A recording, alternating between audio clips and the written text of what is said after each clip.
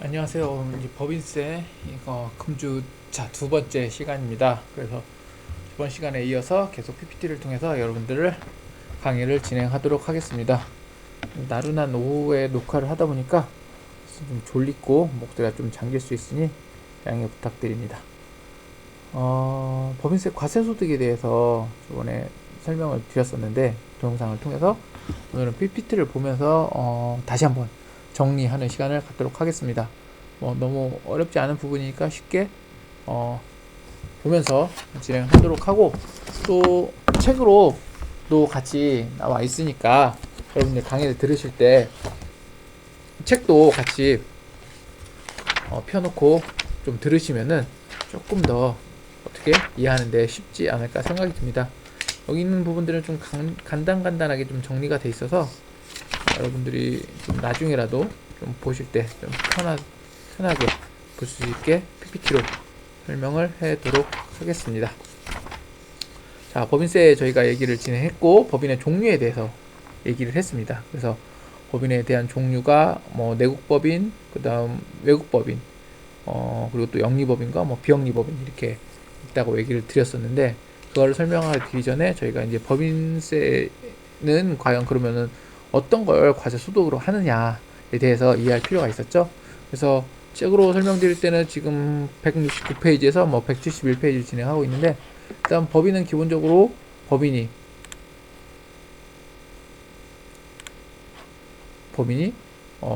소득으로 발생시킨 그것들 어땠는데, 기본적으로 법인의 소득을 과세 대상으로 한다.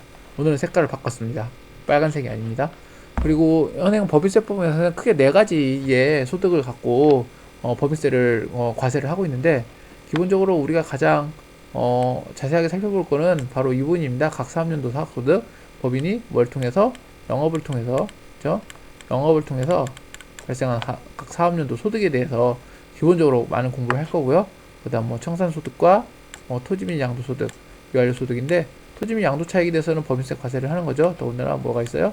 또 이건 또 양도소득세도 사실 과세가 되겠죠. 이런 얘기를 왜 하냐면은 우리가 법인은 뭘로 봤어요? 우리나라에서는 어떻게 돼요? 법인격으로 봤죠.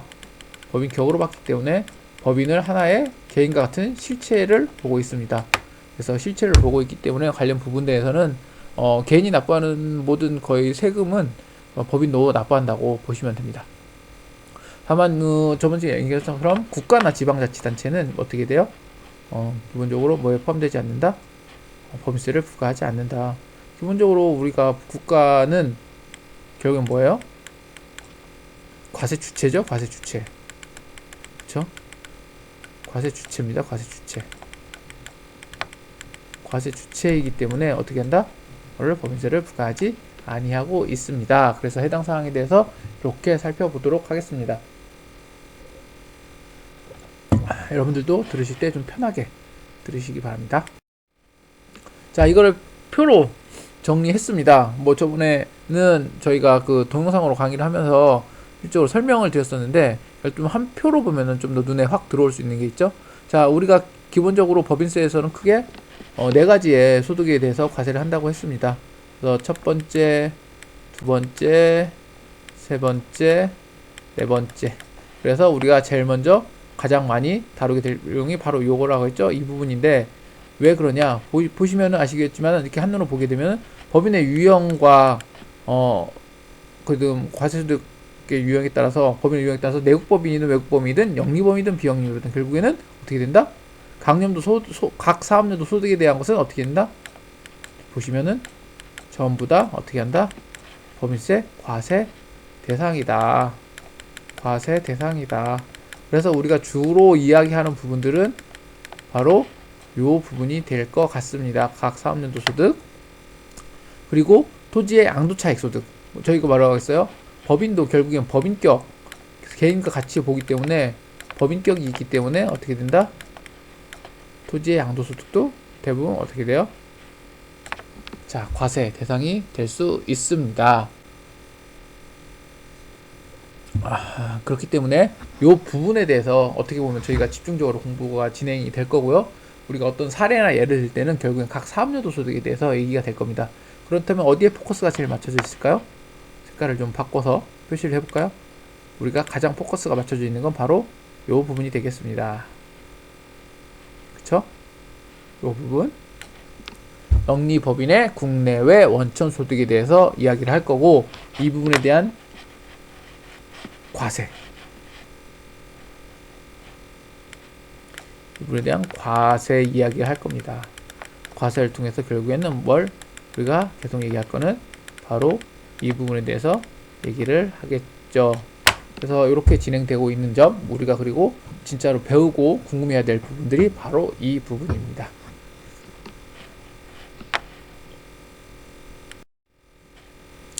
자, 각 사업연도 소득에 대해서 이야기를 해볼까요? 그러면 각 사업연도 소득은 일단 기본적인 법인의 과세 소득으로 중에 하나입니다.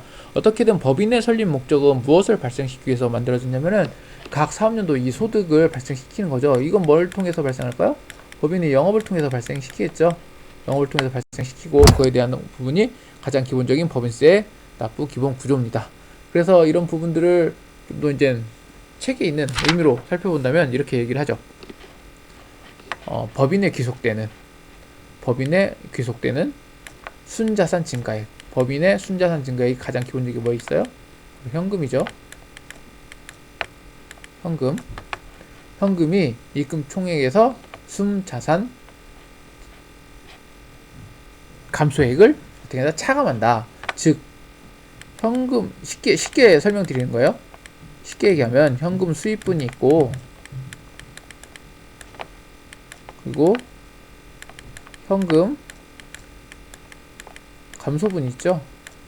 그러면 결국엔 잔액이 나올 겁니다. 이런 잔액이 나왔을 때 이 잔액에 대해서 뭐란다? 각 사업연도 소득으로 본다. 그래서 우린 전공자들이니까 현금 수입이라고 얘기하지 않고 법인의 순자산 증가액, 법인의 순자산 감소액이라는 표현을 쓰는 거죠. 그래서 이런 것들을 입금과 송금이라고 얘기합니다. 순자산 감소액, 송금, 순자산 증가액, 입금, 이렇게 표시한다고 보면 되죠. 그리고 이거에 대해서 어떻게 돼요? 세금을 납부한다. 그래서 이 각 사업연도 소득은 각 사업연도를 표시하는 것은 저희가 그 얘기를 할 때 회계 기간이라는 게 있겠죠. 회계 기간 동안 이렇게 있죠. 여기서 설립이 되면 1기, 2기 이렇게 얘기하죠. 우리가 여러분들 혹시라도 결산서를 봤을지 모르겠지만 회사의 회계감사 보거나 어떻게 외부감사 보고서를 보면은 써 있습니다. 무슨 회사의 몇 기, 7기 감사 보고서 이렇게 써 있죠. 이런 기수로 나눠지게 있습니다. 왜 기수로 나눈 이유는 법인의 그 회계 기간은 어떻게 돼요? 법인이 정할 수 있죠. 정관에 의해서. 그렇기 때문에 기수로 나와 있고, 기수 밑에 기간이 나와 있습니다. 그래서 각 사업연도는 소득이 법인이 일정 기간 동안 중요한 거는 뭐예요? 정상적인 사업활동.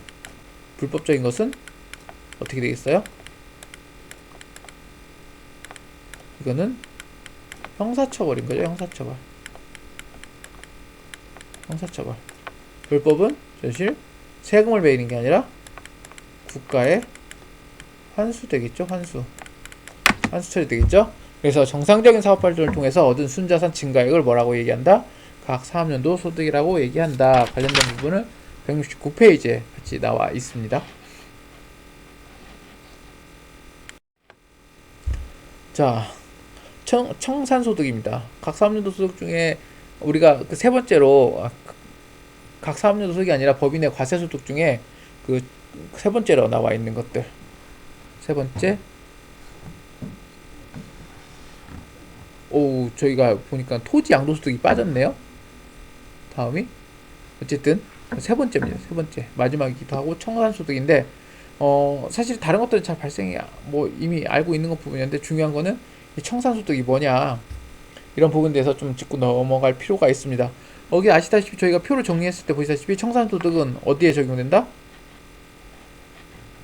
영리 내국 법인에만 저장된다. 다시 파란색으로 이번에는 좀 바꿔볼까요?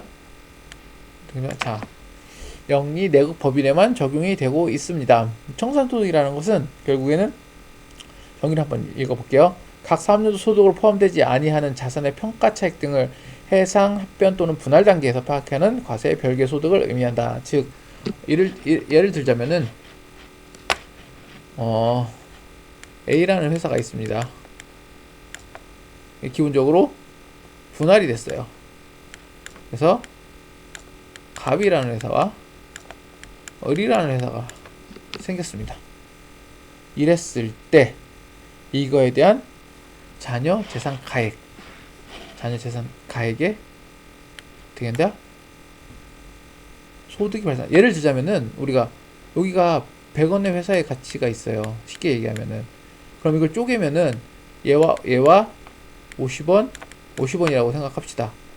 그러나 자기 자본 총액을 초과하는 금액이기 때문에 실제는 자기 자본은 이렇게밖에 되지 않지만은 이 사람들이 갖고 있는, 쉽게 말하면 영업 노하우가 있죠. 영업 노하우가 분할됐을 때 영업 노하우를 금액으로 산정해서 이 사람한테 얘는 60을 줬고 이 사람한테 60을 줬습니다.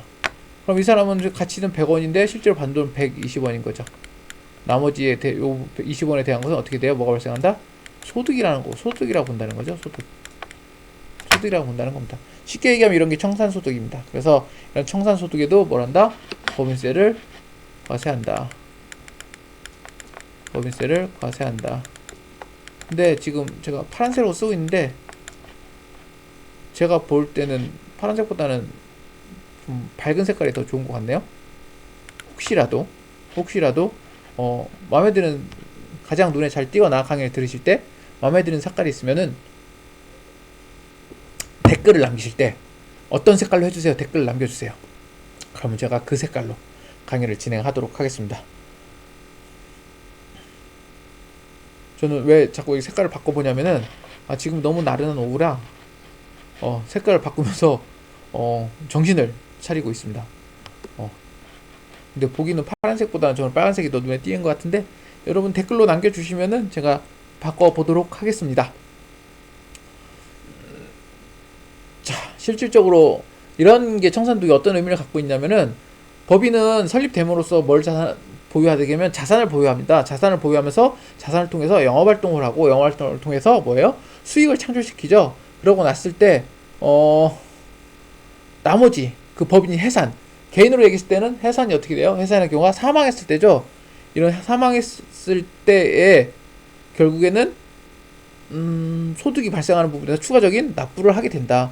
이게 사실은 개인이 아니라 법인이기 때문에 사실 가능한 거지, 개인은 사실은 당사자가 사망했는데 세금을 어떻게 해요? 부과할 수가 없는 거죠. 왜? 납세 의무자가 사라지는 거기 때문에. 근데 법인은 사실은 그렇지 않기 때문에, 그래서 요 사전적 의미를 좀 살펴보면은 법인이 보유하고 있는 자산의 보유 이득 등에 대해서 청산소득으로 과세함으로써 어떻게 돼요?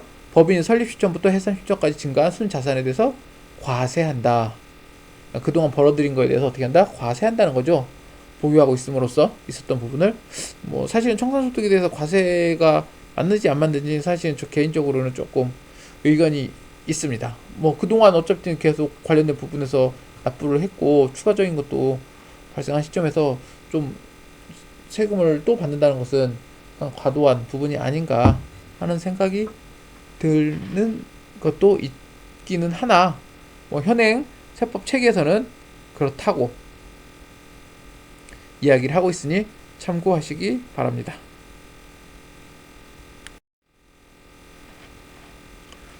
토지 양도 차익이 그 다음이네요. 토지 양도 차익, 여러분들 뭐 쉽게 아시다 보면 부동산에 대한 부분입니다. 결국 부동산에 대한 부분. 그래서 모든 법인의 경우에는 어떻게 한다? 지가가 급등할 우려가 있는 지역에 소지한 토지 등과 법인으로 정한 주택 및 비사업용 토지를 양도할 경우에는 양도한 차익에 대해서 법인세 납세 의무가 있다. 토지 특정 자산을 양도함으로써 발생하는 양도 차익은 양도가액에서 양도 당시에 법인세 없상 장부가액을 차감한 금액으로 한다라고 되어 있습니다. 결국에는 어떻게 돼요? 특정 자산을 구입하고, 양도세랑 똑같죠? 구입하고 매매를 했는데 남았어요. 남았다면은 이거에 대해서 양도소득세를 물린다는 거죠. 결국엔 이건 일종의 투기지역입니다. 투기지역. 법안으로 정한 주택은 결국엔 직원들의 기숙사. 비사업용 토지, 회사의 영업을 목적으로 매입한 토지가 아닌 것에 대해서를 얘기하는 겁니다. 이 법으로 정한 주택은 기존의 기숙사는 회사의 비용으로 처리가 되겠죠. 이거는 양도소득 과세가 되는 거기 때문에 기숙사가 아니라 법인으로 정한 일정한 주택인 거죠. 예를 들자면 우리가 한진에 대한 부분이 한진의 수리를 한진 집에 수리를 할 때 어떻게 했어요? 법인의 비용으로 수리를 했다고 했잖아요. 사실 그 법인을 보유하고 있으면은 한진의 총수일가가 살기 때문에 어떻게 돼요? 비영업용, 비사업용 토지와 주택인 거죠. 그런데 부분에서는 납세 의무가 발생한다는 거예요. 실질적으로 얘기하다 보면. 어쨌든 법인이 합법적으로 보유하는 토지들은 결국엔 법인의 영업용 토지라는 거죠. 그래서 우리가 예를 들어서 지금 대표적으로 현대에서 한전 부지를 서울에 있는 매집하잖아요. 한전 부지를 엄청난 토지를 보였잖아. 그래서 얘들은 이게 비사업용 토지이기 때문에 뭘 봐야 돼? 이 사람들 보통 거기다가 사옥을 진다고 하잖아요. 사옥. 본사를 옮긴다. 사옥을 진다는 얘기는 뭐예요? 이게 사업용 토지가 되는 거죠. 사업용 토지. 사실은 목적과 용도가 그래서 상당히 중요합니다. 또한 이런 부동산 투기를 억제하기 위해서 토지인 양도차익에 대해서 어떻게 한다?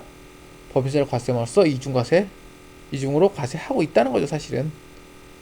근데 목적이 뭐예요? 목적이 다른 거죠. 우리나라의 부동산 투기가 결국 목적이에요. 그러면서 과세 형평성에 어긋나더라도 그렇잖아요. 사업연도 소득으로 나오고 성산소득 내는데 이중과세를 대고 있잖아요. 사실은 과세 형평성은 위배되는 거죠. 그렇지만은 정부의 정책에 있어서 부동산 투기를 억제하기 위해서 이렇게 과세 형평성을 어기더라도 해당 분야에 대해서는 어떻게 한다? 과세를 진행하겠다라는 이야기입니다.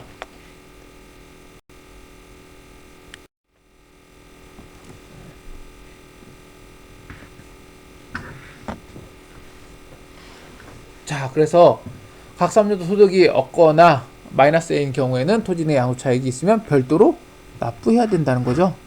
별도로 납부해야 된다는 겁니다. 그래서 보시면은 자, 사업소득 이거는 정상적인 영업활동입니다. 정상적인 영업활동 100원, 토지 양도이 100원이면 200원에 대해서 어떻게 한다?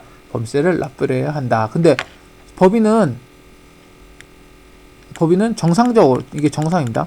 정상적인 영업활동을 위해서는 어떻게 해요? 2월 결손금 마이너스 났죠. 근데 양도차익이 150원이면은 어떻게 된다? 이게 뭐라고 했어요? 별도 납부라고 했죠. 별도 납부하기 때문에 우리가 앞에서 그 연결납세 제도를 얘기를 하면은 같은 법인세에 대해서 어떻게 돼요? 이 부분을 이렇게 해서 100원만 납부하면 된다고 했는데 이 그 과세소득에 대한 부분, 양도소득에 대해서 뭐 어떻게 한다? 요거는 요거고 정상적인 영업활동으로 하고 그리고 양도차익은 이거는 너의 영업활동이 아니잖아. 이런 의미를 갖고 있습니다. 그래서 이렇게 하면 어떻게 돼요? 150원을 납부해야 된다. 사실은 이 포인트가 생각보다 중요한 포인트죠. 예제가 중요한 포인트입니다. 왜? 쉽게 혼동할 수 있기 때문입니다. 혼동하지 마시고 이거는 별도에 어떻게 한다? 납부를 해야 된다. 자, 미완료 소득에 대해서 이야기를 해보도록 하겠습니다. 사실은 미완료 소득에 대해서는 웬만한 기업들은 사실 상관이 없는데 이게 자기 자본이 500억 원을 초과하는 법인이나 또는 상호 출자 제한 기업 집단은 일단 대기업으로 보시면 됩니다. 상호 출자 제한 집단에 속하는 법인이 기업 소득 중에 일정액을 투자, 임금으로 환류하지 않은 소득을 말하고 있습니다. 그냥 이렇게 아시고 어떻게 설명을 드려야 되나? 출자 제한이 되어 있는데 일정액을 투자한다는 얘기는 어떻게 돼요?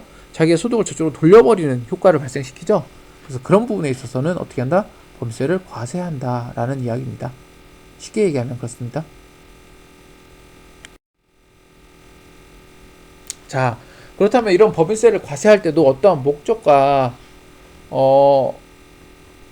정책의 목적에 있어야 되고 기조가 있어야 됩니다. 기본 틀, 개념. 그래서 기본적으로 어떤 틀과 개념을 갖고 있는지 살펴볼 필요가 있습니다. 그런 부분을 살펴봤을 때는 바로 실질과세의 원칙입니다. 실질과세, 공평과세. 결과적으로 법은 사실 이런 얘기를 하죠. 법은 만인 앞에 평등하다라는 얘기를 하고 있습니다. 근데 이 평등이라고 하는 게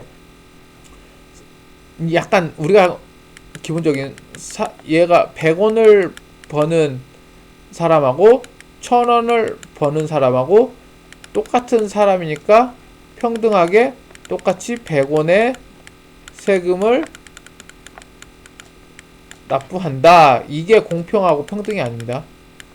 우리가 생각하고 있는 공평과 평등의 세금에 있어서는 해당과 같은 사람의 공평과 평등이 아니에요.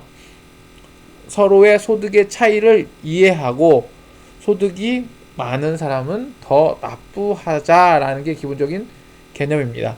그렇기 때문에 우리가 알고 있는 공평과세, 평등과세가 좀 우리가 알고 있는 너랑 나랑 100원 100원이 아니라 소득의 차이에 따라서 서로 부담할 수 있는 만큼 부담하자, 이렇게 오히려 이해하시는 게 편할 것 같습니다. 실질과세 원칙은 공평과세 이념을 구현하기 위해서 이런 공평과세가 이런 의미입니다. 구현하기 위해서 세법에 내재하는 당연한 원리로서 세법 해석의 적용상 대전제이다 라는 말이 있습니다. 실질과세라는 거죠. 사실 실질과세라는 건 결국엔 뭐가 있냐, 이렇게 보시면 됩니다. 소득이 있으면, 법인세뿐만 아니라 소득이 있으면 뭐가 있다? 세금이 있다. 실질과세인 거죠. 어떤 형태로든 실제적으로 이러한 것들이 발생하게 되면은 결국에는 세금을 납부해야 된다는 겁니다. 그래서 어떤 것들의 어떤 논쟁이나 심사의 조세 불복에 대해서 심판을 하게 됐을 때는 실질적으로 소득이 발생했느냐 안 했느냐를 중요한 판단 기준으로 보고 있고요.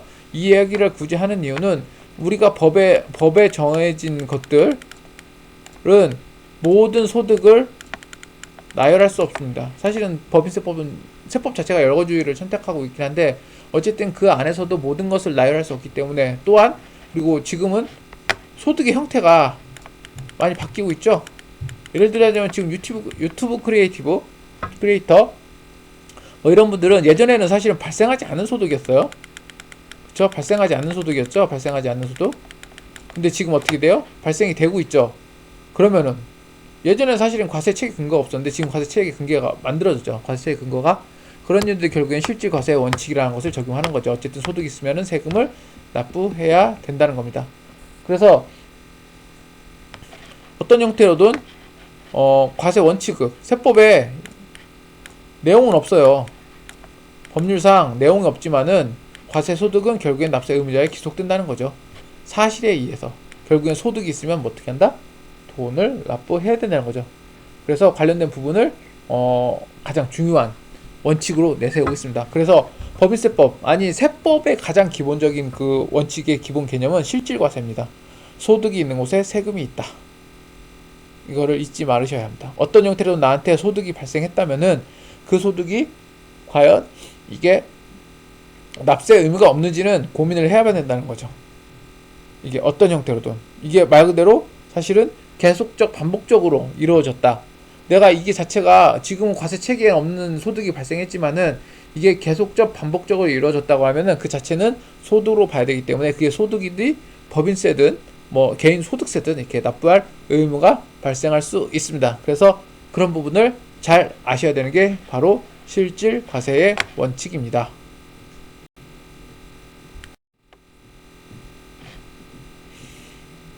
자, 계속해서 실질과세에 대해서 얘기를 할 건데, 법인세법상 실질과세 원칙은 국세기본법에 규정하고 있습니다. 여러분들이 세법개론을 배우셨다면 국세기본법에 안에서 어떻게 내용들이 기본적으로 있는 걸 알고 계실 텐데,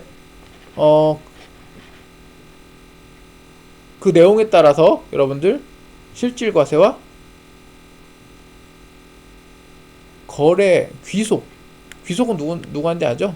누구한테 납세 의무자가 누구냐에 따른 거죠. 그리고 거래 내용이 실제로 있었냐 없었냐. 그래서 두 가지 형태로 구분할 수 있다고 이야기를 하고 있습니다. 그래서 해당 부분에 대해서는 여러분들과 조금 더 자세하게 얘기를 하도록 하겠습니다. 그래서 2차 시의 강의는 여기서 마치도록 하고 봄날 바람이 많이 불고 있습니다, 밖에. 그래서 일교차도 크고 그렇기 때문에 이럴 때일수록 감기에 조심해야 됩니다. 예, 이상으로 마치도록 하겠습니다.